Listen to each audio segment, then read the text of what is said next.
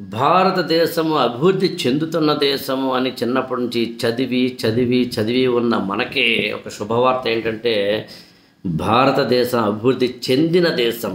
Developing నుంచి developed నేషన్‌గా ఎదగబోతోంది. సరిగ్గా భారతదేశం పుట్టిన 100 ఏళ్ళకి, అంటే 2000 స్వతంత్ర భారతం పుట్టిన 100 ఏళ్ళకి, 2047 నాటికి 100 సంవత్సరాల భారతదేశం వికసిత భారత్‌గా, డెవలప్డ్ నేషన్‌గా, అధిక ఆదాయం కలిగిన, హై ఎనర్జీ ఇన్కమ్ కలిగిన దేశంగా ప్రపంచంలో నిలవబోతోంది అనేది సుస్పష్టమవుతోంది.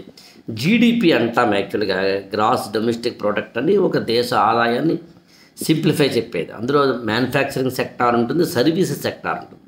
సర్వీస్ సెక్టార్ అంటే ఇవాళ మనకి ఏదైనా హోటల్స్ కానీ, మరొకటి కానీ, క్యాబ్ సర్వీసెస్ ఇలాంటివి సింప్లిఫై చేసి చెప్తారు. ఇలాంటి సర్వీసెస్ సెక్టార్లో భారతదేశం జీడిపిలో 60%, అదేవిధంగా మ్యానుఫ్యాక్చరింగ్ సెక్టార్లో జీడిపిలో 32%. ఈ మ్యానుఫ్యాక్చరింగ్ అండ్ సర్వీసెస్ సెక్టార్ రెండు అత్యంత కీలకమైనవి ఒక దేశ ఆర్థిక ఆదాయంగా మారడానికి.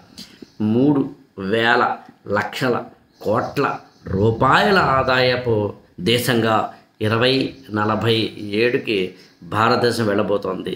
అంటే అతి త్వరలో మనం భారతదేశం అభివృద్ధి చెందిన దేశం అని చెప్పుకునే అవకాశం కలుగుతుందన్నమాట. దేశం అభివృద్ధి చెందిన, దేశ ప్రజలు అభివృద్ధి చెందారా లేదా అన్నది ప్రశ్న.